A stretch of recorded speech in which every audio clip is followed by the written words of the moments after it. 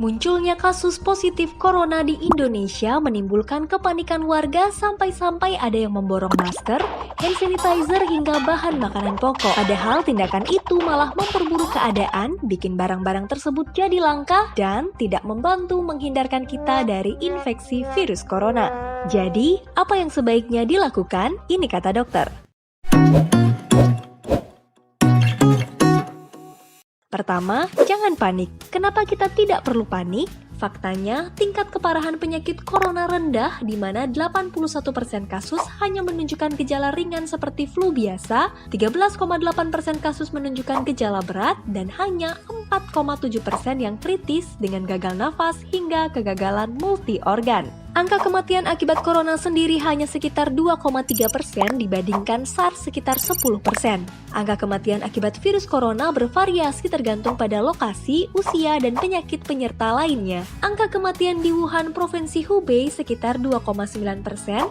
Di provinsi lain di Cina, angka kematian hanya 0,4%. Angka kematian pada pasien usia di atas 80 tahun sekitar 14,8% hingga 21,9%. Usia 10 tahun hingga 39 tahun angka kematian hanya 0,2% dan anak di bawah 9 tahun belum ada dilaporkan kematian. Ada sekitar 67.103 kasus positif corona di Hubei, Cina. Ini terdengar banyak, tapi perlu diketahui jumlah populasi di Hubei 59 juta orang. Jadi hanya 0,11% yang terinfeksi atau sekitar 1 dari 1.000 orang. Jumlah kasus infeksi corona di Cina saat ini telah menurun secara signifikan.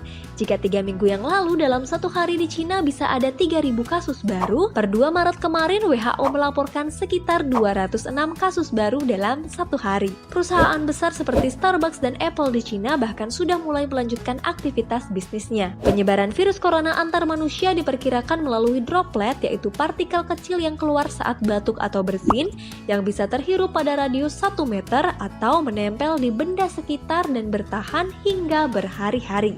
Karena penularan virus corona antar manusia melalui droplet, jadi cara mencegah penularannya dengan rajin mencuci tangan dengan sabun atau cairan antiseptik, hindari menyentuh wajah dengan tangan kotor, bersihkan permukaan benda sekitar yang sering tersentuh atau mungkin terkena droplet. Penggunaan masker pada orang yang sehat tidak direkomendasikan. Kenapa? Karena penggunaan masker pada orang yang sehat tidak efektif mencegah penularan corona. Bayangkan dalam transportasi umum ada 9 orang sehat memakai masker dan 1 orang sakit tidak memakai masker. Droplet dari orang yang sakit akan menyebar dan menempel di mana-mana. Saat 9 orang lainnya menyentuh objek yang terkena droplet, mereka akan dengan mudah tertular penyakitnya. Tetapi, bayangkan jika 1 orang yang sakit memakai masker, droplet tidak akan menyebar kemana-mana dan orang lain tidak akan tertular. Jadi, masker sebaiknya hanya digunakan oleh orang yang sakit flu, petugas kesehatan, dan penunggu pasien yang kontak jarak dekat dengan pasien. Dunia sudah pernah berhasil melewati pandemik yang lebih buruk sekitar 10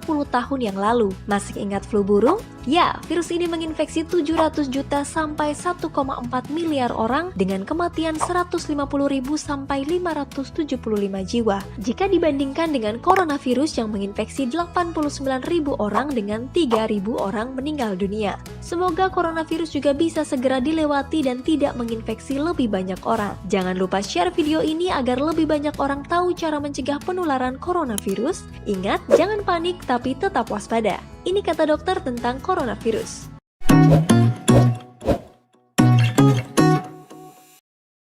Hai, terima kasih sudah menyaksikan video ini. Jangan lupa like, share, dan subscribe. See you on the next video.